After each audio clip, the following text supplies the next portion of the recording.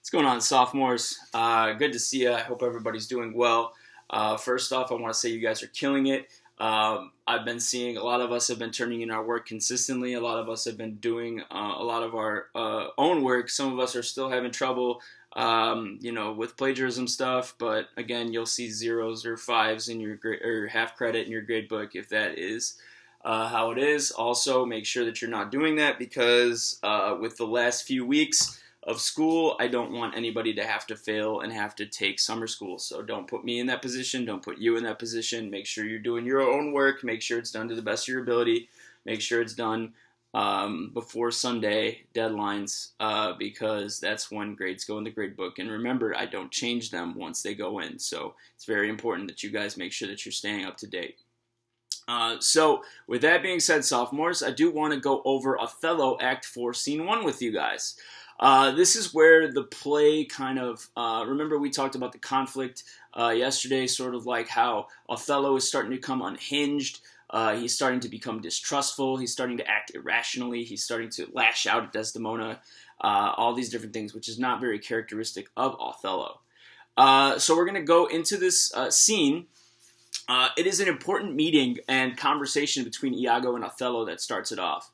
Iago's motive is to cloud Othello's judgment about Cassio and Desdemona. So he speaks kind of like sexually when he's talking about them, just kind of like sprinkling it in there.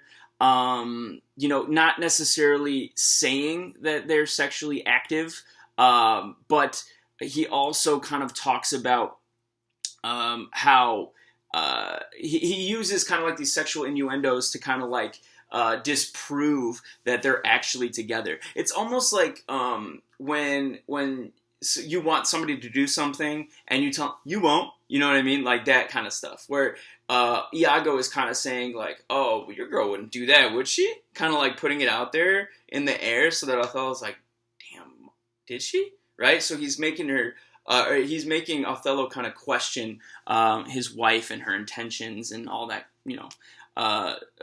So Othello gets so heated that during this exchange that he actually has a seizure. They talk about, in the play, it says that he goes into a trance, but I've seen it played many times where he has a seizure. So Othello is having a seizure, and when he comes to, Iago tells Othello that he wants Othello to hide and to watch this interaction between Iago and Cassio. Again, we know Iago is that kind of dude that's going to, get over on anybody however he can, and he's going to try to get over on Othello by talking to Cassio and having Othello kind of off to the side to see sort of like this interaction.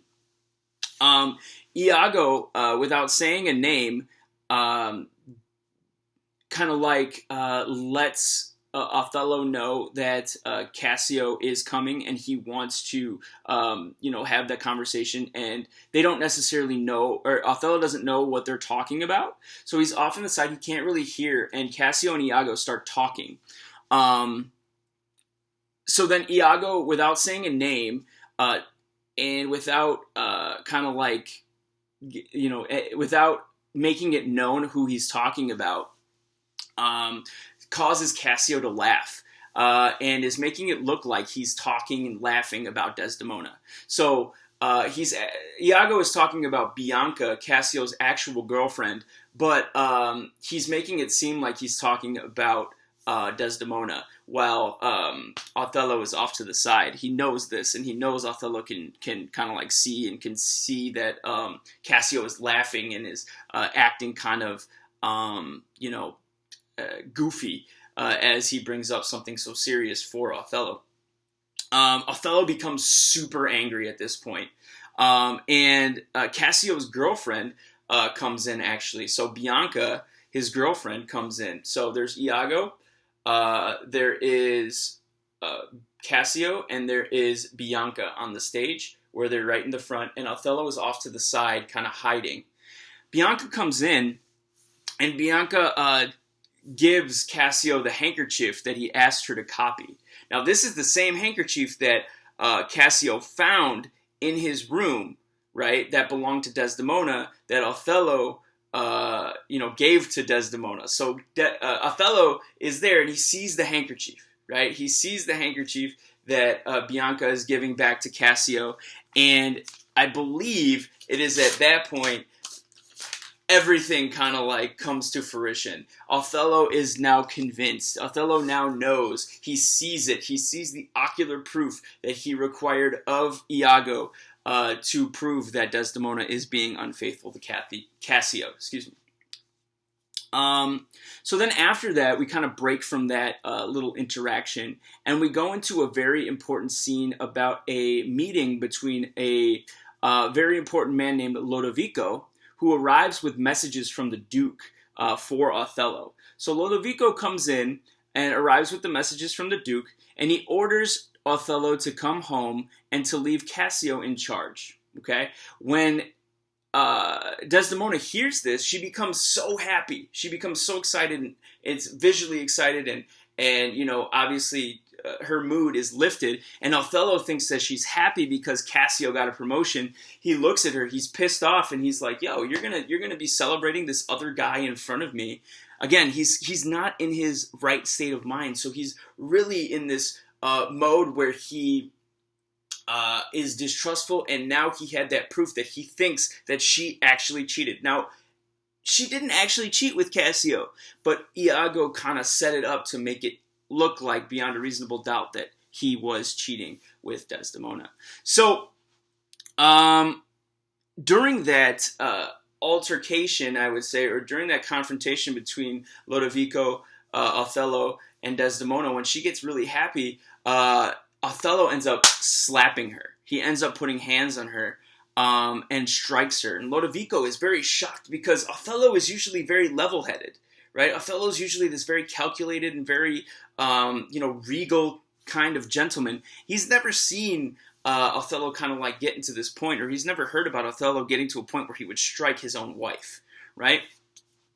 Iago pretends to be shocked that Othello strikes his wife, but does not speak badly about Othello in front of the other people because, again, he's got to make sure that Othello knows that he's his right-hand man, right? But in his head, Iago's probably like, yeah, like, my plan is actually working, right? He then also suggests, Iago also suggests, and I think it's important for us to kind of talk about how he wants to, he suggests how Othello should kill his wife, Desdemona. He says that he should, kill her in her own bed, which he tainted. Talking about tainted as in cheated.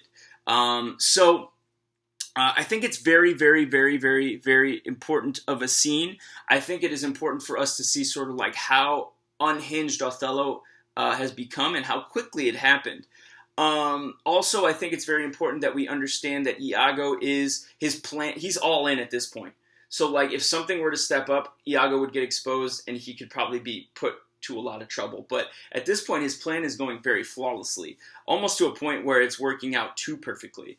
So we'll see sort of like later on what happens, but as far as Act 4, Scene 1 goes, I think those are all the major points. So unless you guys have questions, concerns, comments, anything like that, shoot me an email. I'm available 24/7 via email.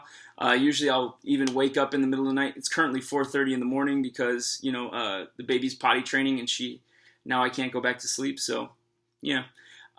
If you need anything, you let me know. If you have issues or problems or you need some extra help, I could schedule a Zoom conference or something like that. We can make it happen, all right? So other than that, boys, keep up with your good work. I'm so proud of how you guys have been handling e-learning. Man, it just sucks that I can't see you. But other than that, you have a great day. You stay out of trouble. Peace.